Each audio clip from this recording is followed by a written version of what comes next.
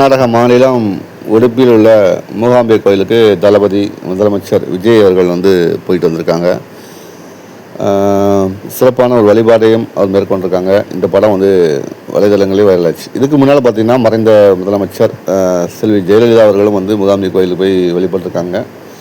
அதே மாதிரி புரட்சித் தலைவர் எம்ஜிஆர் அவர்களும் மூகாம்பை கோயிலுக்கு சென்று வழிபட்டு வீரவாள் பரிசெடுத்திருக்காங்க. தற்போது விஜய் வெள்ளிவாள் கொடுத்துருக்காரு. அந்த காலகட்டத்தில் எம்ஜிஆர் தங்கவாளே கொடுத்துருக்காருன்னு சொல்லலாம். அந்த அளவுக்கு மூகாம்பை வழிபாட்டை நடத்தியிருக்காங்க. இந்த மூகாம்பை வழிபாட்டில் அப்படி என்ன சிறப்பு அப்படின்னு பார்த்தீங்கன்னா, பொதுவாக மூகாம்பிகை, அம்பிகை, காளி அப்படின்னாலே காக்கும் தெய்வம், அதாவது எதிரிகளை அழித்து நமக்கு நல்வழி காட்டக்கூடிய தெய்வமாக தான் அந்த தெய்வங்கள் விலகுது. அதாவது எதிரிகள் அழித்தல் என்பது எதிரிகள் அழிப்பது என்பதில்லை, அவங்க மனசில் கெட்ட எண்ணங்களையும் நமக்கு எதிரான சிந்தனைகளை அழித்து நேர்மறையான சிந்தனைகளை உருவாக்கும் ஒரு சக்தி படைத்தது தான் அந்த மூகாம்பிகைக்கு சக்தி அதிகம். அதனால் அந்த கோயிலுக்கு எப்போவுமே எல்லோரும் பிரபலம் போவாங்க. உதாரணத்துக்கு இளையராஜா கூட அந்த கோயிலுக்கு அடிக்கடி போயிட்டு வருவார். இப்படி பிரபலங்கள் கொண்டாடும் அந்த மூகாம்பி தாய் உடைய அருள் நாளுக்கு நாள் அதிகரிச்சுனே சொல்லலாம். எதிரிகளின் சூழ்ச்சி வழியிலிருந்தும் வன்மத்திலிருந்தும் மீள்வதற்கு அந்த அம்மாவுடைய தரிசனம் ஒரு முறை கிடைத்தால் போதும். வாழ்க்கையில் அப்படி ஒரு வாய்ப்பு, நம்ம சந்தர்ப்பம், மகிழ்ச்சி ஏற்படும். அதே மாதிரி தமிழ்நாட்டிலையும் ஒரு கோவில் இருக்குது, மூகாம்பிகை தாய் மூகாம்பிகை மாதிரி. தமிழ்நாட்டிலையும் அந்த அத்தகைய சக்தி கொடுத்த அம்மன் இருக்காங்க. எங்கன்னு பார்த்தீங்கன்னா அது விழுப்புரம் மாவட்டத்தில் உள்ள அங்காளம்மன் தான். அங்காளம்மன் கோவிலில் நீங்கள் போய் சாமி கும்பிட்டாலே போதும். அங்குள்ள அங்காளம்மனுடைய தரிசனமும் ஈக்குவல் தான். ரெண்டு பேருமே அம்மனுடைய தரிசனம் பார்த்திங்கன்னா எதிரிகளை வீழ்த்தி நமக்கு அன்பு இன்னும் வழிகாட்டுவதற்கூடிய தெய்வம் தான் இந்த அங்காளம்மன்.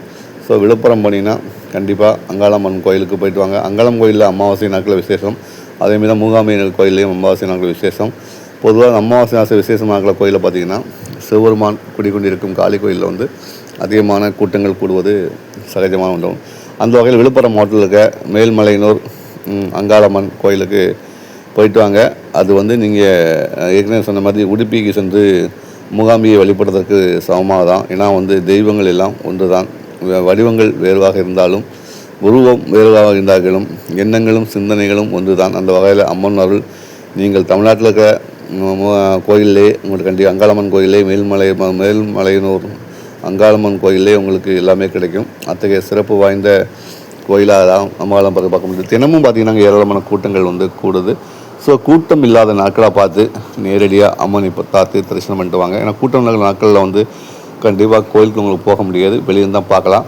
பொதுவாக கூட்டத்தை பார்த்தாலே திருஷ்டி அந்தளவுக்கு கழின்னு சொல்லுவாங்க. அந்தளவுக்கு கூட்டங்கள் கூடக்கூடிய கோயிலில் மேல்மலையனூர் அங்காளம்மன் கோயிலும் ஒரு சிறப்புக்குரிய ஒன்றாக தான் பார்க்கப்படுது.